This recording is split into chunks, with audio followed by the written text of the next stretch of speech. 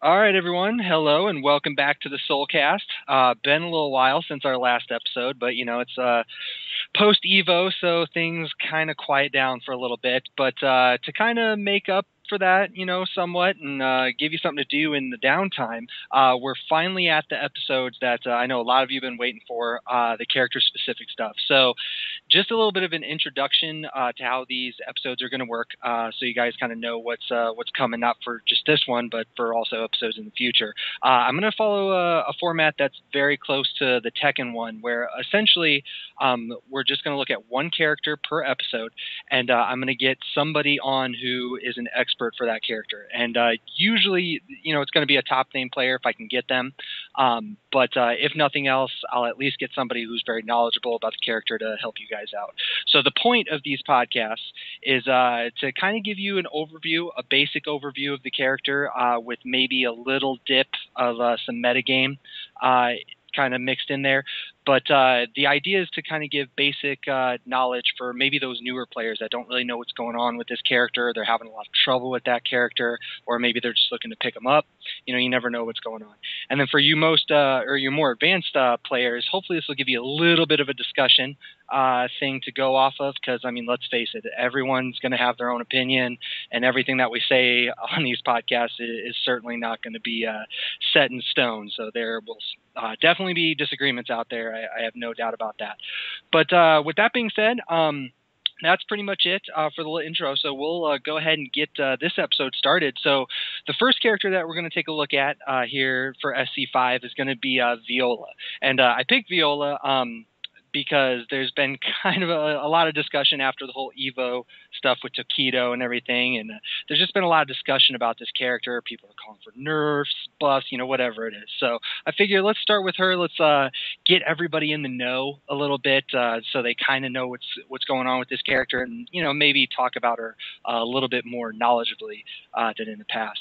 So with that being said, I do want to warn people that these episodes, they don't go in any particular order. Just because we're doing Viola first doesn't mean that I think that she's top-notch, number one, undisputable, or anything like that. We're just going in random orders. Most of the time, it's going to be characters that you're going to see a lot, so hopefully that'll help you out. So with all that out of the way, allow me to introduce my guest, first repeat guest, but it has been a while since his episode. But probably, as far as I'm aware, the highest ranking, so to speak, Viola U.S. player. So allow me to introduce him once again, Lost Providence. What's going on, dude? What's up? So just out of curiosity, I just threw that out there, top U.S. Viola player. I believe that's true, right? I can't think of any other really, really top-notch Viola players. Can you? There's a lot, but I think I'm really the only one in the U.S. that travels, or at least travels a lot. Gotcha. So, and just so, because I know the haters are going to come out at some point, or people who are going to whine. Just so you know, I did want Lost Providence on this episode, but I did reach out to Kayane, just so everyone knows. I did chat with her, but just, I tried to get her on this episode as well, because I thought that would be really dynamic to have two Viola players on kind of chatting. But, real life, it is what it is. Sometimes you got other stuff that you got to do. So she couldn't get on here, but I did reach out to her. So if anybody is listening to this, I tried my best, but it just didn't work through. But that's okay, because if I remember correctly, you actually placed higher than her at Evo, correct? Yeah. Yeah. So I actually played on the loser. Who needs Kayane, right? We got you. Yeah. Well, she sounds cute. Cuter than me. I guess. I'm a dude, so obviously I'm going to go that route, but you never know. There may be some women out there like, I like that Lost Providence guy. I don't know about this. But yeah.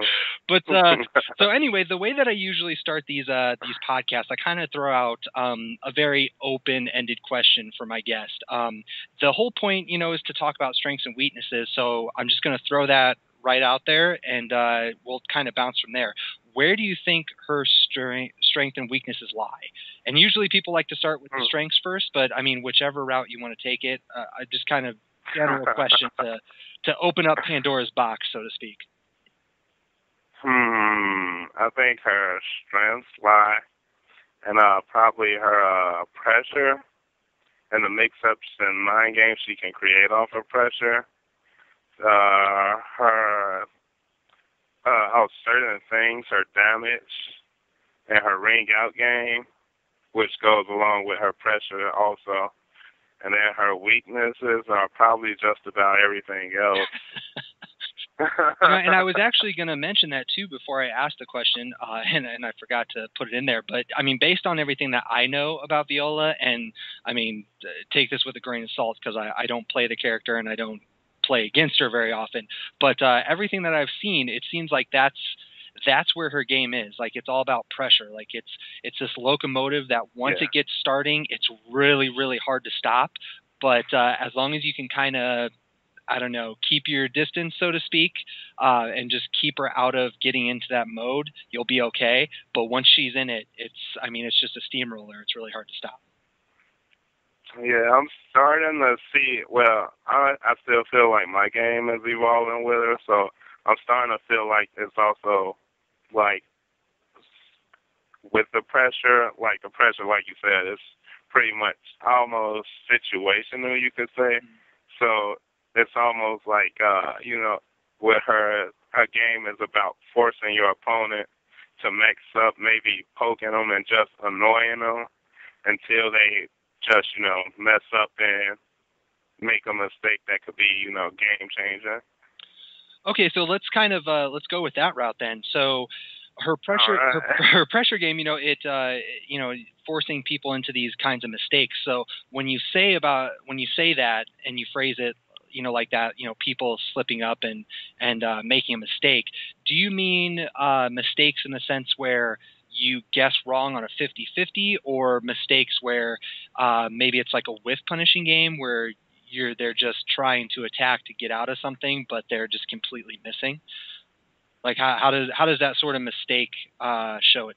It's like a bunch of those things actually. Maybe because pressure is pretty much, at least in my opinion, like an artificial thing. So it all depends on how the player is gonna react. Like you said, maybe they don't like getting poked by lows all day, so that player starts messing, well, what I would consider messing up, and starts ducking and guessing more because they don't want to eat what they consider free damage, and then you start hitting them with like stronger mids and mixing them up, or maybe it's like, you do certain things just to bait out stuff, and then whiff punish them as hard as you can. That was actually how I finished my match against No Face Killer at Evo. Like her 4-4A is actually pretty slow and pretty punishable, but I kept throwing it out because he was content to block. But I figured at the end of the round he had taken so much damage. He figured, he didn't want to guess anymore. He figured he didn't want to, let me get away with too much. He had to act eventually. So I just kind of read that pressure. And then I took that game off just doing 4-4-8 back-to-back until I knew, he was going to make a move. Just like mind games like that. So in a general sense, for let's say beginning players who are just trying to pick up Viola and kind of get a sense of this character and how to start her pressure. So you just mentioned 4-4-A, which is pretty standard. You see that a lot, I think. So how else? Like what other moves or what other tactics can you use to kind of start her train going and get that pressure building? Well, I think all her pressure pretty much revolves around her 6B plus K while orb is set. That's the fear move where the orb comes behind them, because it puts your opponent in a situation where they can't, back off, or they can't back off. They have to either move around, or just stand there and block. So it's forcing your opponent into the mindset that, either they have to act or they have to sit there and get mixed up. And so with that, and that's where I was saying what the forcing mistakes comes from. That's pretty much what sets all that up, because they were, she's open while she's doing that. It's a slow attack, so maybe the player's like, you know what, I'm gonna hit her while she's doing this, or I'm gonna throw her while she's to break the pressure, and get damage and just show that player they can't do that all day. But you counter, what they're doing and get them second guessing themselves and make more mind games and all that. So for that move in particular, that if you hit her when she's doing any of those orb moves, like it just stops the orb, right? So, yeah, there's some glitches where it won't stop, but for the most part, yeah, it stops. Oh, goody, glitches. So in addition to attacking her, it's linear, right? You can sidestep that? Yeah, you can sidestep it too. So sidestep it, move forward, or just block it. So from a Viola standpoint, like let's say your opponent chooses one of those options, whether it be sidestep, try to attack you. What do you do to counter that?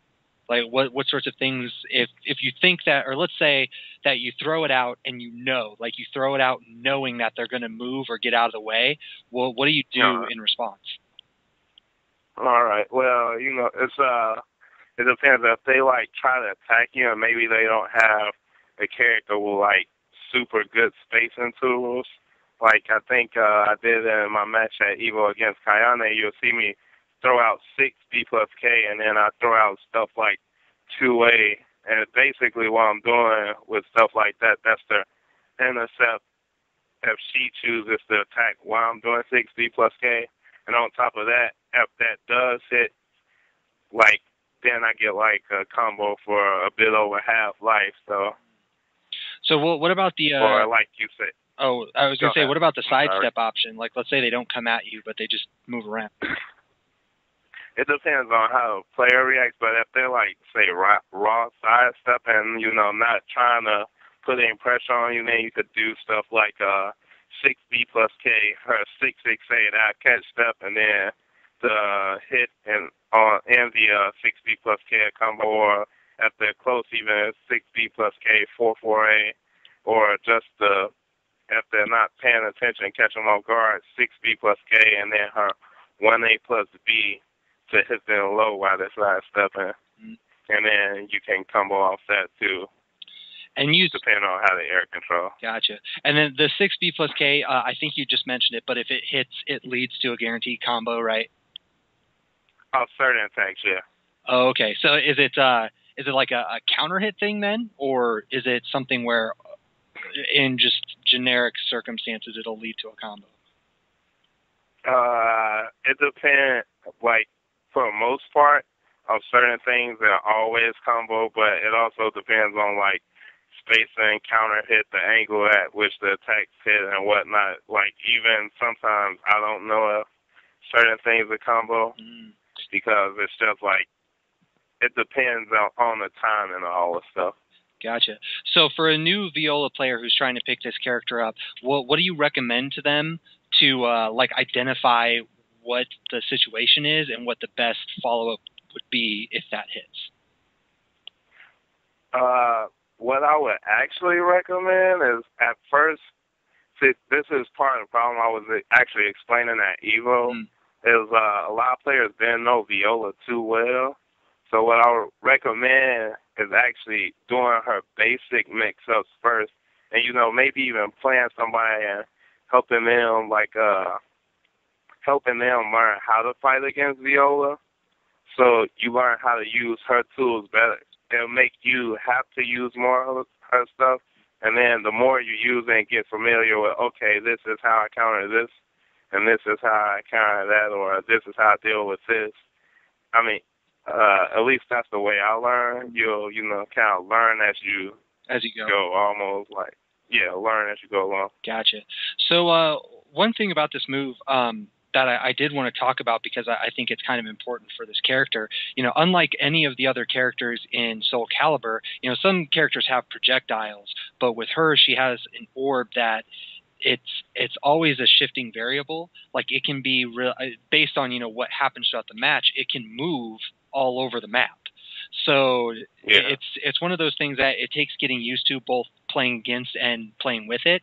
But I'm curious, like, because obviously with this orb, you would think that she doesn't really have any range issues because the orb theoretically can go anywhere on the map. But at the same time, you know, you mentioned with the 6B plus K, which, you know, every time I watch a Viola match, I mean, that move comes out, you know, 50 times in one match, you know. Yeah. But with the range issue, you know, you just mentioned it, you know, maybe you're not far enough or maybe you're not close enough away for a follow-up or whatever it may be. So how do you deal with that? Because I guess, correct me if I'm wrong, but outside of the orb, like, she does have a range issue if she doesn't have the orb available to her. Is that right, or is she actually, like, completely okay? Like, she has certain attacks, but pretty much all of them they almost like risk, you could say. Mm. Like, I use them now. I use them more now because most of the people become robotic in the way that they approach playing against Viola. But like, most of them are either like linear, or most of the stuff to deal with, you know, people trying to space her out. It's like either linear or it's high, or like even in the case of her 8A plus B, that's the pierce through move where she jumps and then the orb shoots out after you. Mm-hmm. You know, if you just guard that, you get like punished. You can punish her for like whatever your most damaging combo is. So, Gotcha. It really, to me, it depends on is you like they're all right, but they're like situational, you know. Mm. So in a situation where you're like full screen, and let's say they block a 6B plus K or whatever, if you just run up on them, I would actually argue that your opponent has the advantage, because you're kind of, you know, running up and they can just start attacking whenever. So, like, what sorts of, would you do a 6-6B after that if you think maybe they're going to attack, or like how would you close that range, or do you not care? Yeah, do you just sit back and do stuff? It depends on like it's the range, because I'm not sure what exactly you mean by full screen, but like this actually builds on what I was saying earlier. Say that I do 6B plus K full screen, and maybe my opponent is trying to intercept, you know, me trying to attack them, which is actually pretty good because Viola's hurt box is actually her hit box too, since, you know, except for the orb attack. But maybe I'll do something like fake an approach and just space out whatever they're trying to do and whiff punish. So it becomes almost like a guessing game, you know? So maybe they try to attack with like a fast BB or something. Maybe I'll run up and then sidestep, or just like run up block, or not even run up, just stay back and harass them with like 6D plus K and her B plus K, the regular callback. Gotcha. All right, so I feel like there should be like more to the range game than that. So we were talking about like how she, you know, has the pressure and everything, and then you actually said something pretty interesting. You said, you know, outside of that and her mix-ups and the damage, that she's pretty weak in all other areas. Yeah. So I don't think that we have to go too much into her juggles or anything like that. I think, you know, if you jump onto a thread, you can see her bread and butters and kind of go from there. But yeah, pretty much. But outside of those juggles, so, you know, obviously you would, I'm guessing, you know, after the person lands, assuming that it's not a ring out or anything like that, you would just go right back into the 6B plus K pressure, or, you know, something similar to that. So outside, let's say that they get out of that pressure, and now they're trying to close the distance, and let's say, you know, I almost said Taki, Natsu. Let's say that you have a Natsu, you know, who's just, her whole goal is to get up in your face and not let you move. Oh my goodness. So you're in that area where tables have been turned a little bit. You don't have any way to do any of your 6B plus K stuff because it's just too slow. What are your options in that situation? You're being pressured. Do you just wait and hope that maybe you get a good sidestep, or how do you counteract that? What do you do? Against a character like Natsu? Oh, man. And I mean, you play Hawkeye all the time, so I mean, for those for the Violas that are having trouble with the faster characters, or not even fast characters, let's just say they're having problems with pressure. Like, what sorts of options does she have? Against Natsu? Oh man. Well, you can always 2A. That's my generic answer. Everything. 2A. So, but do you think that? Yeah, pretty much just like I guess you like, cause so much of her stuff is like fast and it spaces well and she's like evasive and all. It's like it's no like blanket answer to just deal with her, except maybe try to, like you said, create some breathing room and whiff punish. But even then, she has a lot of stuff that just covers so much space and it hits with so much damage that's not even a safe option all the time. Okay, well, let me phrase the question this way then. You mentioned 2A as a way to get out of there, and obviously you have sidestep and you have just guard to kind of help you, create some frames and maybe get some space. Does she have anything outside of that might help her, like maybe something that has a sidestep built into it, maybe, or something that jumps? Maybe if the Taki for what you think they're going to go low or something like that, or grab maybe. Like, does she have any tools like that in Tekken we call it, it's called panic buttons, where you can just kind of throw it out. Yeah. But I'm guessing she does. I'm guessing she doesn't have any of those like a Tekken style. But I mean, what sorts of things does she have that maybe would be useful in a situation like that? I actually use that term a lot too, but her panic button will probably be, it is what we call it, her 8A plus B, the pierce through attack, because it is a relatively fast attack crouch and reaches a good distance and sometimes even catches like sidestep. But she also has like her 3A, that's a really good tech crouch. Her 3B, that's what I call her Hail Mary attack, like when, your opponent just has like a super big life lead and you're about to lose a round, because it has a tech crouch, but it's not too good on it. Then she has a 1A plus B, that tech crouches at the start and then tech jumps, but it's like super unsafe if they block it. She also she actually has a good amount of like tech crouches. Like I really like her 6-6K, but it's like 19 frames. But the thing is, they don't like either they only tech crouch at like the start of the attack or like at the end of the attack. And for tech step, she has like tech side step.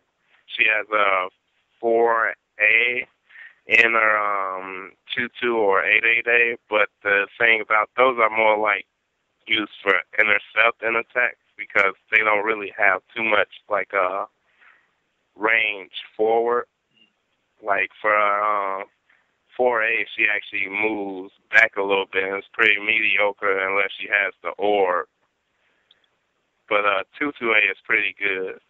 Gotcha. So you mentioned 3B as a Hail Mary. So I'm curious, is it really punishable on block? It's punishable. It's not too punishable, but like the tech crouch isn't too good and the speed isn't too good. It's like super whiff punishable. But the thing is that if it connects and you got like a decent amount of meter, then that could get you back into the game like instantaneously. Gotcha. Okay. So for the most part, if somebody's pressuring you, I take it that at least for you, you're mostly looking to 2A or like just sidestep or backdash to get some space for the most part.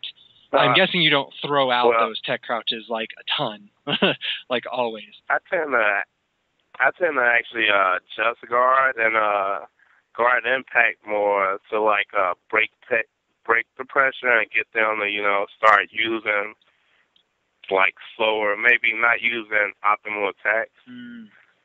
So after for just guarding, just out of curiosity, do you have like a standard go-to move? Because obviously it's going to change depending on what move you just guard.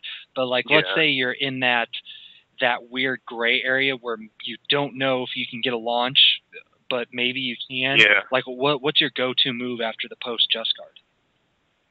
If like you said, if you don't know if it's like launch or punchable, then it's always gonna be her BBB, whether you have the orb or not. Because even like if you don't have the orb, it's a good amount of damage, and you can either go straight to mix up on it, or just use all the frames you get from it hidden. Or if you do have the orb, most people, if you do the whole BBB, they like people who aren't Viola players, they don't pay too much attention to whether or not she has the orb or doesn't. So like they'll see her set the orb, and then they're like, okay, I'm gonna attack now. So it opens them up, and usually like they react sort of late. So even though you're actually negative, it's almost like you're at plus frames. And usually like I just do like BBB with the orb, and then throw out something like a 3B or 4-4A, because people try to either step or attack to break up the pressure. Gotcha. It's funny that you mention, even if you don't have advantage, literally speaking, you still kind of have the advantage, because we actually mention this all the time when we're talking like over on the Tekken podcast. And my buddy, he started the whole conversation on one of the earlier episodes where he said, even if you are negative, because like the generic toe kick in Tekken, it's actually negative. It's not positive. Yeah. But even if you have negative, as long as it's nothing egregious, like negative 15 or whatever. Negative. Yeah, as long as it's nothing ridiculous, it's actually a form of advantage, because you're still controlling the frames. So by the time your opponent realizes, oh, hey, that was actually negative, it doesn't matter, because you're already starting whatever your next move is. So one thing, pretty much that same concept. Yeah, and that's one thing to stress to newer players out there who might be listening, is that just because you're not on the flow chart for frames wherever you think you should be, it doesn't necessarily mean that you don't have the advantage or that you do have the advantage. And I see that a lot with newer players, where they're kind of spamming moves in situations that they think they should spam moves, and vice versa. So always something to keep in mind. Even if you're negative a couple frames, that's okay. You can still work with that. So something to do. Yeah, it's actually the same way with Soul Calibur's 2K. Oh, it's negative funny. Frames, but still. It's pretty much like -2, but it's like okay, there's only so much they can interrupt you with. So for some players, it's like, oh man, I got 2K, but I'm not gonna do anything because maybe he's trying to mix me up or bait me into doing like I said earlier, just not attacking as they would any other time. So you can like get that big whiff punish, or do a tech jumping move or tech crouching to beat what they would do in that situation. Yeah, and Soul Calibur creates a pretty unique situation in that regard, because even if somebody wants to try to take advantage of the negative frames, you have Just Guard. So as long as the move isn't punishable, there's always still a chance that they're going to Just Guard whatever your follow-up is to it. So unlike a lot of other games where it's back and forth, it's just, okay, now it's my turn to attack, you don't necessarily have that in Soul Calibur. So always something to keep in mind. One thing that you mentioned that I did want to talk about a little bit before I just forget about it. You said that how people who aren't familiar with Viola, they don't pay attention to whether or not the orb is set. So Yeah. how important is that? Like, let's say that you're playing against Viola. Like, what should you be looking for? Like, is it a good thing if it's said? Is it a bad thing? Like, how help somebody out who's having trouble? Well, it doesn't play too heavily into our game as far as the opponent goes, except her spacing with the orb. She becomes a better defensive character with the orb. Like when it's set, she's pretty much all offense. But with the orb, she can deal more with like most people's answer to Viola is the backstep. Mm-hmm. She can deal with stuff like that better, or she can deal with them like trying to, keep pressure on her better when she has the orb. But it's not too much of a factor. Like some moves become unsafe, some moves become safe with or without the orb. So if you're playing against the Viola, and should you even pay it? I mean, other than the fact that that it's out there and it could possibly hit you, should you really be worried about it? Like, is it something where you can pretty much just keep playing whatever strategy or game that you're playing, or are there some things where you're like, okay, that's set, I really need to pay attention to this? It's not something I would say that you need to keep like at the top of the priority list, but something you should keep in the back of your head because her pressure and then her damage potential with the orb set. But it's not something I would like. Oh, you need to do this in order to be there. Gotcha. Okay. Well, okay, so we got that. Okay, I actually do want to go back a little bit because we were talking about like the toe kicks and everything. Just kind of a quick discussion of her, because whenever I think about her, I don't really think of her as like a super quick character or anything like that. So yeah, she's not. So I take it that she doesn't have a ton of like pokey style moves. So how does her? Are you even really worried about poking? I mean, does that really factor into how you play with her?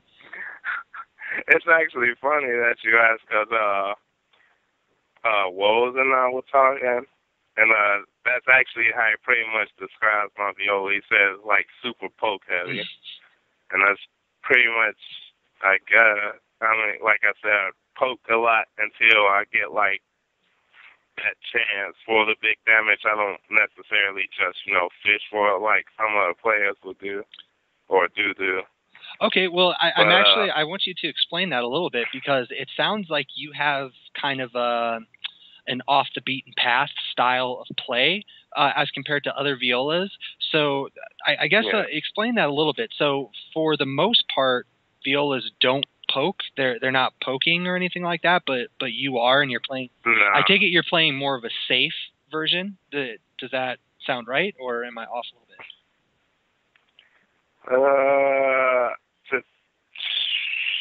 I guess you could say more of a safe form. Because usually that's the way. That's why you play that kind of poking game. You're just trying to get little irritating damage while being relatively safe. Yeah, pretty much.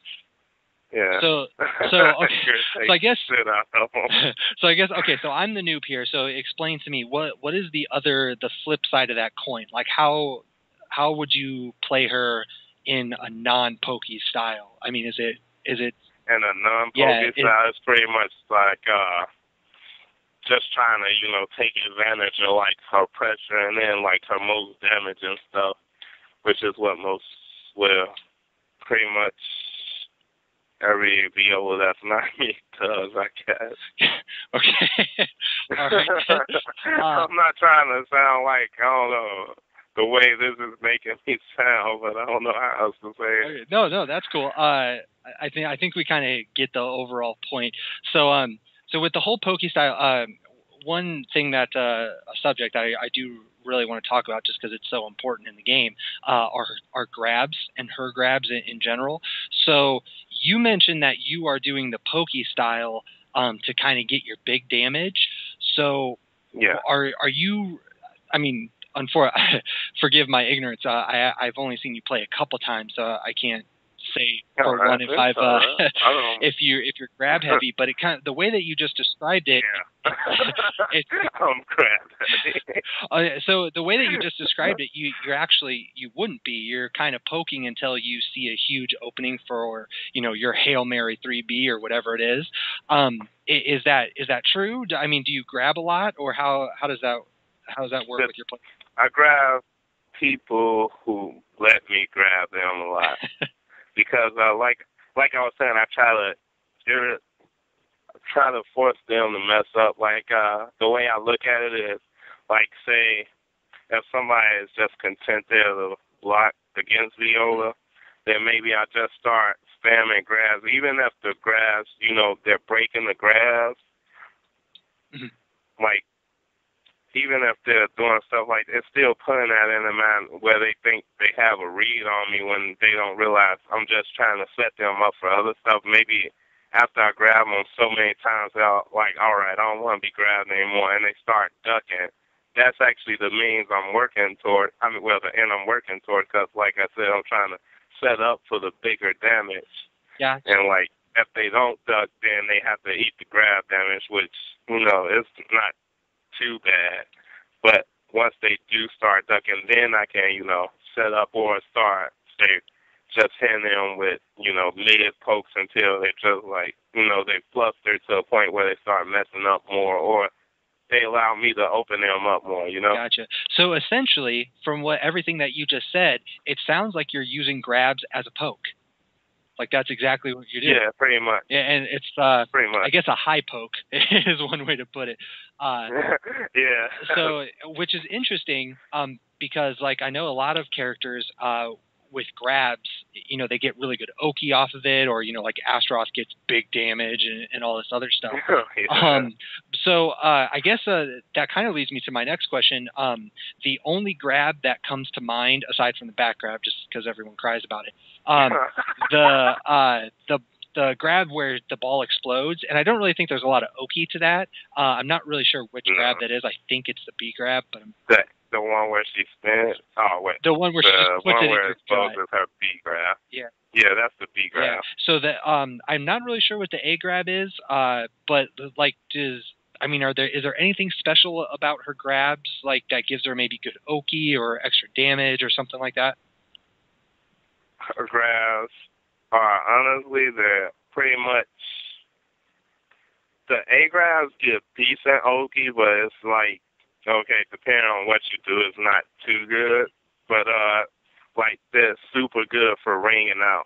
They're like amazing for ringing out. Like when she has the orb, at which I haven't gotten to do in the tournament yet, but she actually has a setup, like if she's up to your left a little bit, where and your back is to the edge, either her A or B grab will ring you out. With the orb only. But her without the orb, like her A grab is amazing for ringing out. Her B grab, it'll ring out in front of.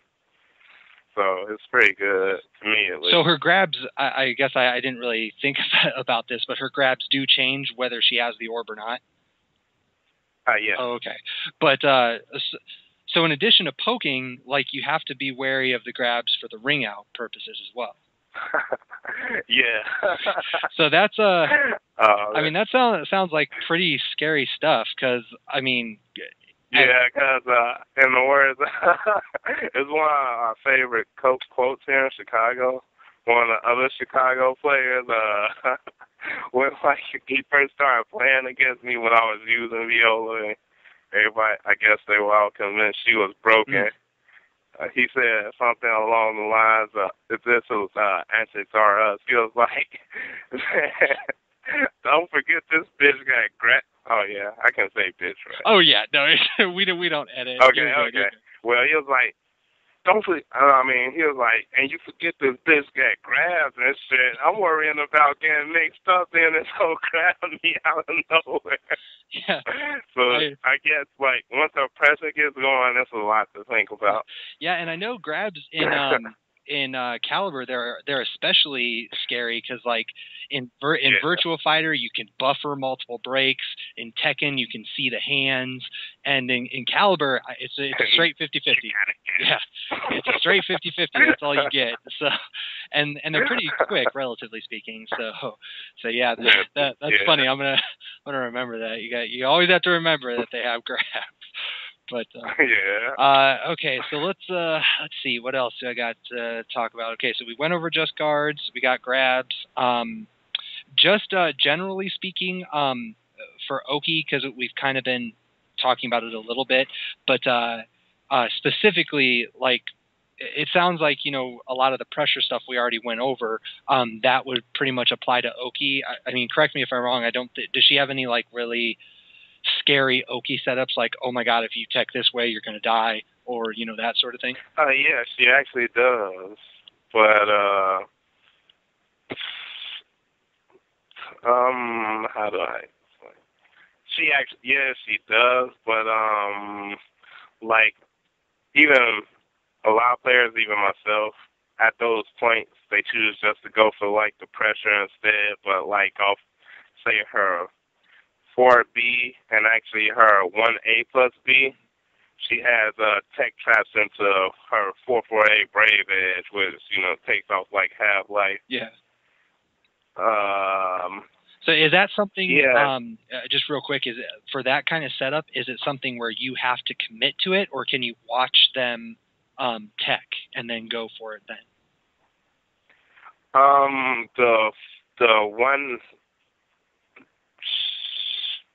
The 1A plus B one, that's pretty much you have to commit to it because it has a strict timing on it. But the 4B one,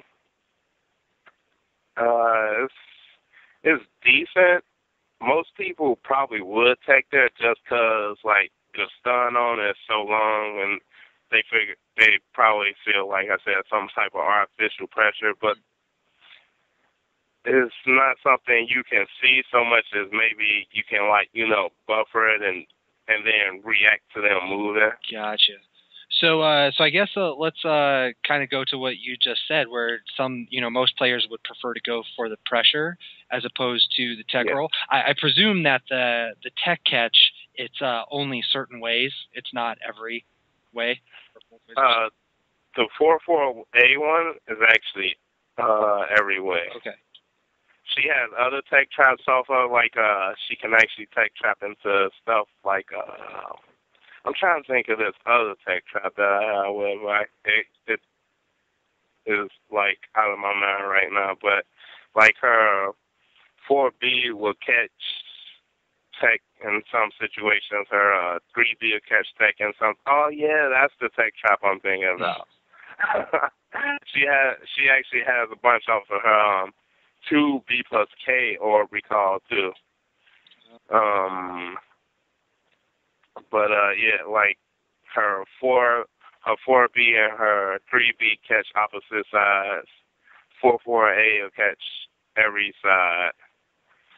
So I guess I have this question then for you, because these tech catches, I mean, they sound like they lead to pretty big damage. So why would you prefer going for pressure as opposed to getting the catch? I think it's probably, honestly, because I played Setsuka. I don't really go for, like, tech traps. I don't consider them reliable because I think pretty much any any high-level player should know about them and should know what to look for. That's just my mindset when I play. So, and, like, the thing is, though, on the flip side, we were just talking about this when we met earlier this week to play. Because I think that way, I think other people won't use tech traps, and like I tend to tech into them sometimes. So I don't know. I just don't like using tech traps. It's not my thing. Gotcha. So it's not necessarily that. Like Setsuka had like one good tech trap, and I never got to use it because the move you could do it off of, but. Gotcha. Tech traps just unless they like hit on the ground too, which a 3D one that does, but it's still like I'd rather go for the pressure and what's guaranteed than, take that chance. So at least for you, it's not necessarily that they're bad or weaker or anything like that. It just doesn't fit your play style.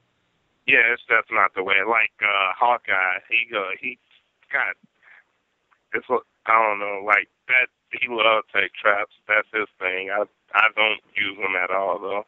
But on the flip side, on that note rather, he played Taki and played Natsu, and her tech traps are like super strong. So I think it depends on the style you develop. Gotcha. All right then. Okay, so we got the tech trap stuff. God, there's something else. I had a question.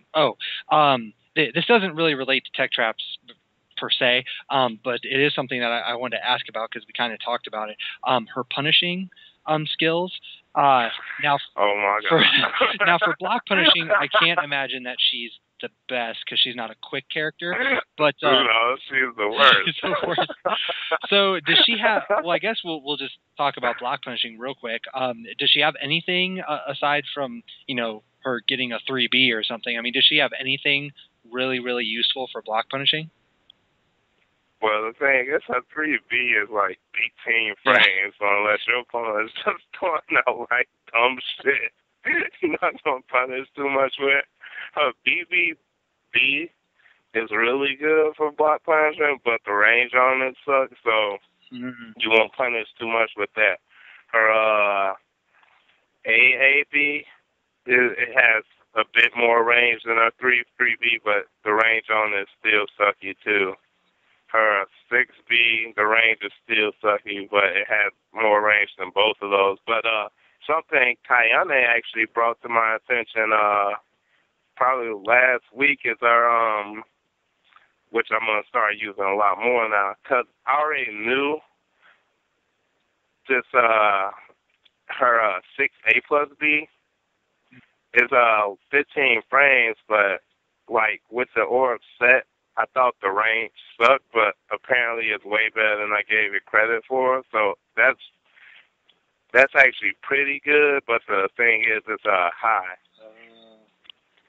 But it actually helps out a lot with like some moves that characters like to just try to abuse against her because the punishment sucks so much. Gotcha. So with that kind of information, how bad her block punishing is, I presume that your best advice for people who are getting like pressured like that is don't go for a punisher. Try to do a just guard or something like that. Yeah, it's pretty much just use your frames the best you can. Punishment isn't really her biggest thing. Gotcha. Which is actually pretty. I guess that's sad because I came from Seska and Soul Calibur 4 where she had like the best punisher in the game. But gotcha. So what about whiff punishing then? I take it like 3B just solves all your problems. I actually was punished with her 4-4A brave edge. So gotcha. What's Shin Yoon, one of the Singaporean players, he was actually like, I can't believe how well you punish with, but that's what I use the whiff punish mostly. Gotcha. So I take it that it's not insanely fast. Like what do you know where the frames are? No, it's 20 fucking frames. Yeah, that's But the thing is, I whiff punished with Setsu's Silver Moon combo in 4, and that was like 23 frames. So you're just used to it then. Yeah. So let's say that a Viola player is not you, and they can't do that. Do you suggest just doing like a 3B? Is that like the best option? Yeah, 3B is probably her best one, but like the range on it isn't too amazing. So most of the time you're gonna be whip punishing off a side step and not a back step unless it's like a 2A or something with pretty bad range, Gotcha. And even then, you gotta be like because those moves have such short animations that gotcha. It's kind of hard. All right. Well, that's like I said, that was just a quick thing that I wanted to talk about because we didn't. We kind of talked about it a little bit throughout the episode. Oh wait, I forgot though. Her A plus B. Mm-hmm. That's really good for with punishing off of like the back stuff. Is that? That's really good. I guess I'm not familiar with that move. Is that the jump and then shoot the ball at? Oh, gotcha. Okay. Yeah. All right. So one thing that we haven't discussed too much, but it's actually, I don't think we've talked about it at all yet, but it's a pretty big part of this game is the wall game. So her wall damage, I can only imagine is really high because just her damage in general is high. But in general, her wall game, like, does I take it that helps you with the pressure because they can't go anywhere, but like as far as like Tekken is concerned, there's some characters that they can wall splat, but other characters that aren't very good at it. So do you prefer to have a wall or prefer to have the ring out? I mean, the ring out, obviously it's a one-hit kill, but sometimes some characters have a harder time doing that. Well, both are actually good with it because, like you said, they can't go anywhere. That's the biggest thing. They can't backstep her, which is, like I said, that's one of her biggest weaknesses, people just running away from her and trying to get her a whiff. So, like, her wall damage is actually lower than her regular damage because she hits you so much and then it prorates even more. But the thing is, most of her, except for her biggest wall combo, most of her wall combos leave your opponent at the wall, unlike other characters who say, like, get a wall combo, and then they move their opponent away from it. So once she gets you at the wall, unless you, like, play to get away from the wall, she's keeping you at the wall, which is really good for her. Gotcha. So let's say that you had a choice, and I think I know the answer to this question, but let's say that you had a choice between the wall or, ring out. Which would you rather have them just nothing behind them, or would you rather the wall? The ring out. The ring out, okay. Because she can do the same stuff she can with the wall without one. Mm-hmm. The only thing is that's her wall and ring out game is just anything you would have done with the wall becomes pretty much a round win. So. Gotcha. All right. Is there anything like other than what we've already mentioned or what you've already mentioned? Is there anything special about the wall that maybe Viola players should take note of, or if we're trying to play against her? It's actually something I do, but she has two things I like to do with her. Without the orb, I like to do BB and BB or a single B mix up with it, kind of like with the thing where I was saying earlier where you don't necessarily have frames, but you can create them because with the BB or the BBB, most of the time your opponent is looking for that third attack or trying to, interrupt it. So we can create that type of pressure. Or like off a launcher, her wall combos aren't really the best, so maybe, you do like 3B, and then they hit the wall, and then some of the time, rather, when she launches you to the wall, they get launched back turn, so you'll do something like 3B and then either 2A or a single B just to leave them standing back turn, and that puts them into another mix-up, for either another launch or the back throw, which either one of those, if they connect, they gain you another wall combo and probably add better damage. Gotcha. But other than that, that's pretty much it. Not too much. It's just her pressure becomes way stronger at the wall because they can't run away from her. Gotcha. All right. Well, with that, there's only really one other question that I can think of on my little list here, and that is meter management. And there's the couple of things with that because you mentioned, the 4/4A Brave Edge. That's obviously pretty important. And then you also mentioned earlier how sometimes, in addition to just guarding, you use guard impact to get out of pressure situations to get them off of you. So I mean, guard impact, I mean, that's half a bar, you know, and you have your 4/4A and then other brave edges that you're going to use. So is it something where you feel she's kind of handicapped without meter? Or do you think she's still okay and she just gets better with meter? No, I think she's definitely a character that has to have meter, which is part of the reason guard impacting her, because once she starts the pressure, she attacks so much, so it can become predictable and you get free GI.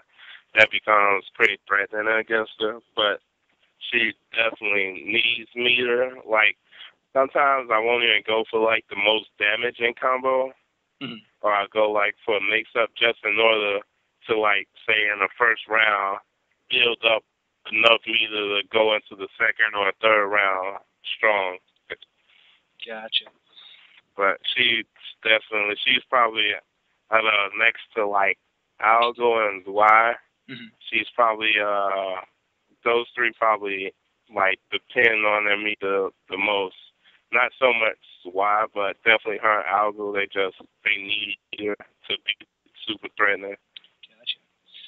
All right, then. Well, I mean, as far as, like, the character-specific stuff, I mean, that's all I got for all the... is there anything that we didn't mention that you think is really important for this character? That she actually has is not the best, but a poke game.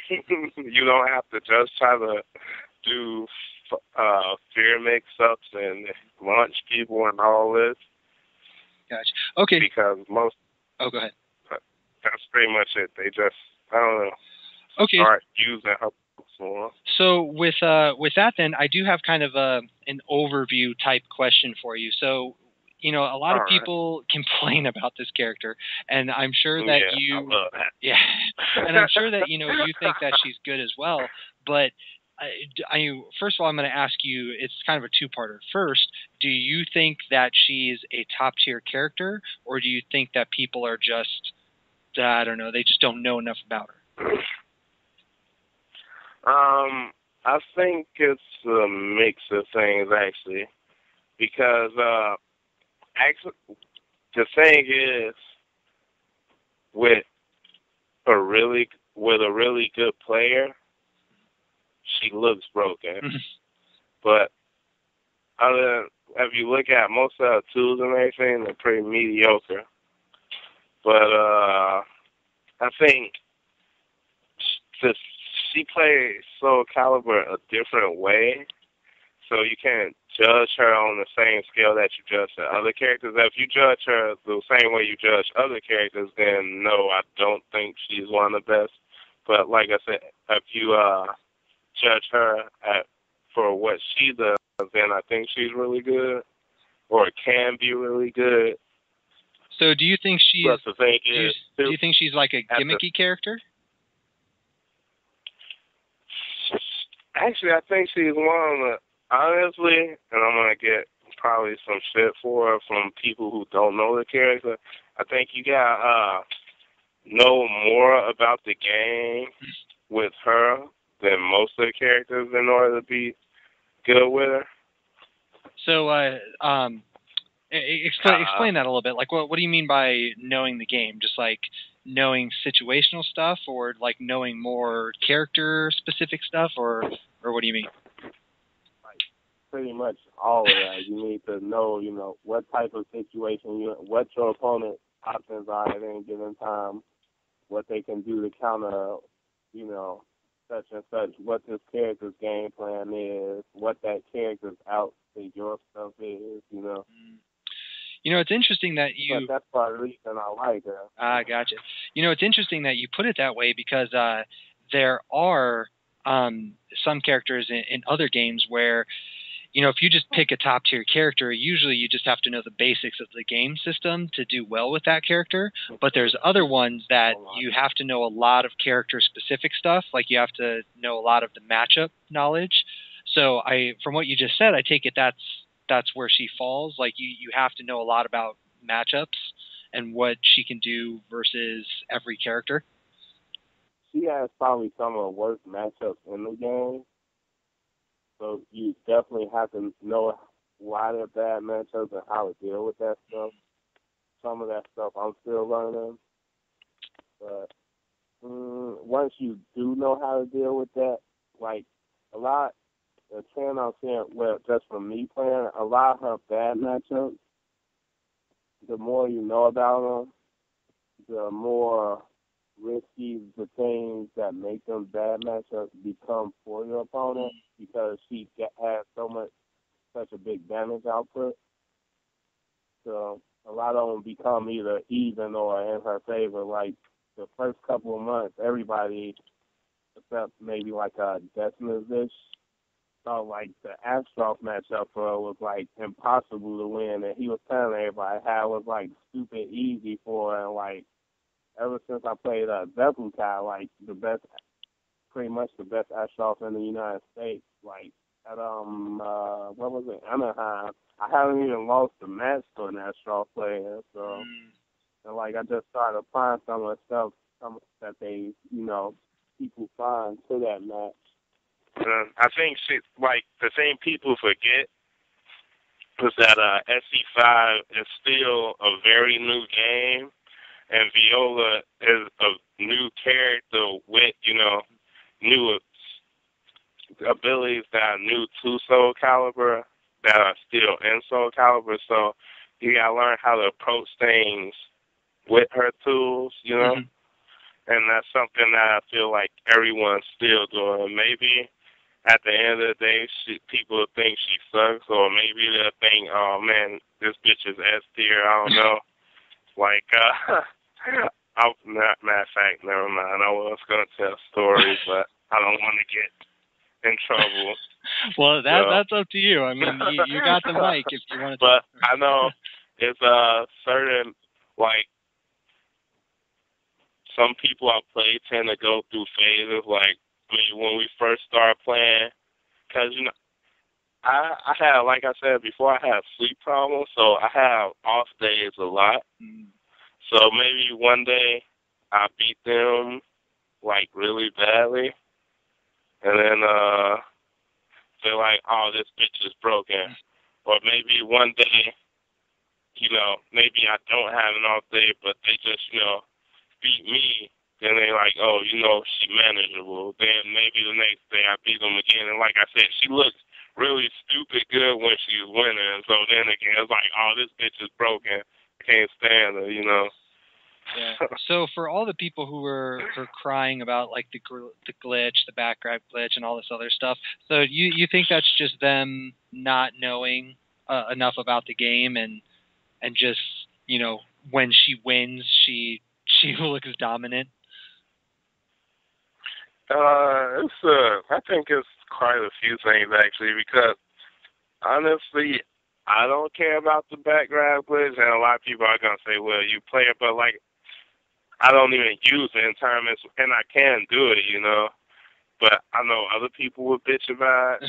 But the way I feel about it, it's like certain things, when you get put in certain situations, you gotta know, oh shit, this is what I need to be. Like when we were talking about earlier, whether or not she has the orb, that's not something you need to be like, oh shit, I could lose the game because she has the orb or because she doesn't. But something like, oh, she doesn't have the orb and this bitch is about to backgrab me. That's something I think at least any player who thinks they're high level should be looking out for. So it's not something I think people should complain about. But then again, it's different mentality where some people think, oh, well, I messed up once, but I want to stay in the game. That's actually one of the complaints I heard from a player who loves SoulCal before. He doesn't feel like he feels like when he messes up in SoulCal 5, he gets punished too heavily. But like I said, I play a lot of games, and like it's certain stuff where you put yourself in a situation, oh shit, I fucked up. I pretty much lost the game right there.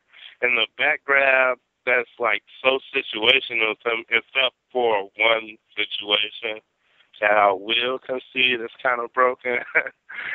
But and I take it you mean like it's like critical so edge. No, that's actually pretty garbage, honestly. That's like stupid garbage. You gotta get hit by a raw critical edge while she's like near pretty much damn near breathing on you and has time to walk around you and back grab you in order for that to be stupid. What I'm actually talking about is if she was punishes and hits you from the side with a 4-4 braid edge, they'll put you back turn. That's which maybe is broken to me because, like I said, I will punish with 4-4, so I get that situation a lot. But other than that, it's like, well, you should have been fucking paying attention pretty much because it's not like say Hildy and SoCal 4 where as soon as the round starts, you like, oh shit, I can get run out. It's like she has to not have the orb. You have to either fuck up or she has to just be amazing, and then she has to, get a back grab on you. That's like super situational for me, Gotcha. All right, so that I mean, to be completely honest, that was the last thing. Unless you play a but Valdo can break that shit. Well, my brother said unless you play a Valdo, but Valdo can break that shit. Yeah. So it don't and Asta can break it too. So. Yeah, and why people forget that.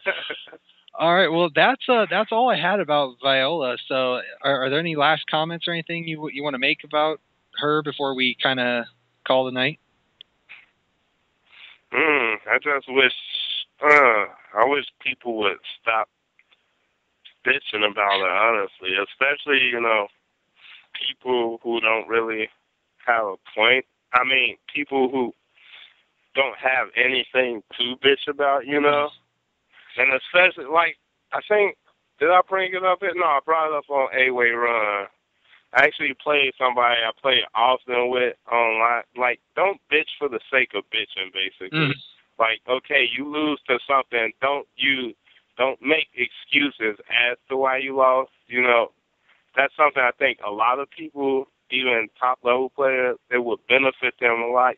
Realize why you lost. Don't lose and then clutch on to some type of excuse. Oh, this character is broken. Oh, my character sucks. Something like that. Just realize, because usually when people lose, it's a lot more than, oh, he picked a good character and he picked a bad character.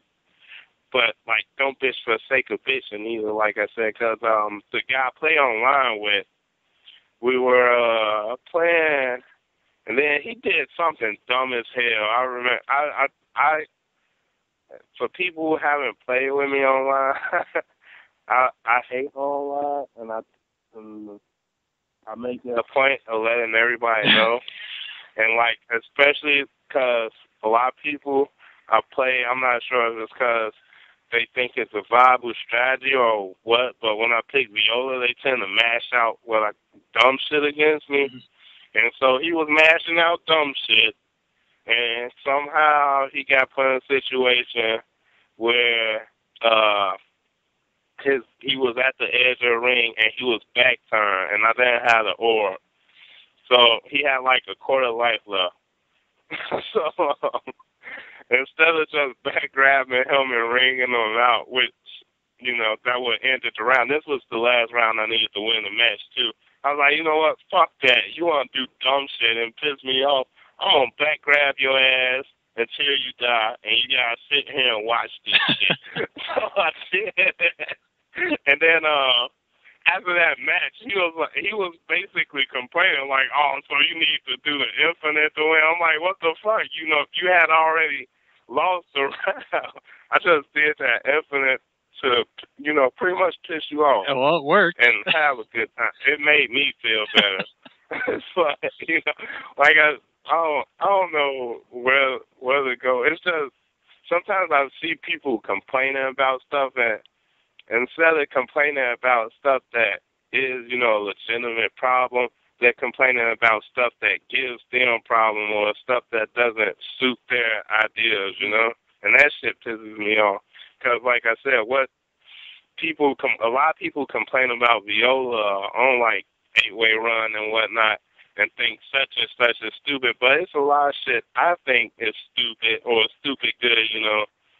And what should make, you know, whatever they say is more meritorious, I guess would be a word. I don't know. I can't think of the word, but what makes the problems they have any more legitimate than what I have, especially considering that in a game like Soul Calibur, a problem can become either a bigger or a smaller problem considering what character you use. And like I said, Viola has some of the dumbest matchups in the game, you know. So yeah, no, I think you used the right word there, and that's well, it's interesting that you kind of bring that up because I mean that's the nature of the internet. People are going to complain. That's what they use it for. Yeah, but I do think that a lot of, I mean, to your point, I do think that a lot of players, when they run into something like that, that their first instinct is to say, "Oh my God, that's cheap as hell," as opposed to stepping back and saying, "Okay, that's really good. What can I do to get around it?" So that's. You know what I say? I say, that's really good. How do I do that shit? That's what I say. Yeah, and you can always do the copycat mentality. You can always be like, man, that shit looks broken. I'm going to learn that. But hell yeah. I get that. So, well, interesting thoughts on that.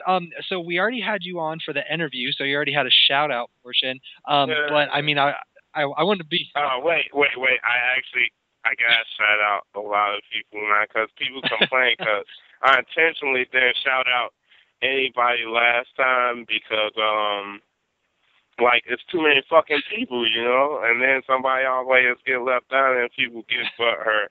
But at least I got a shout out, like, fucking, Great One. He's, like, amazing guy. I love that dude. And I don't know why he started crying and shit.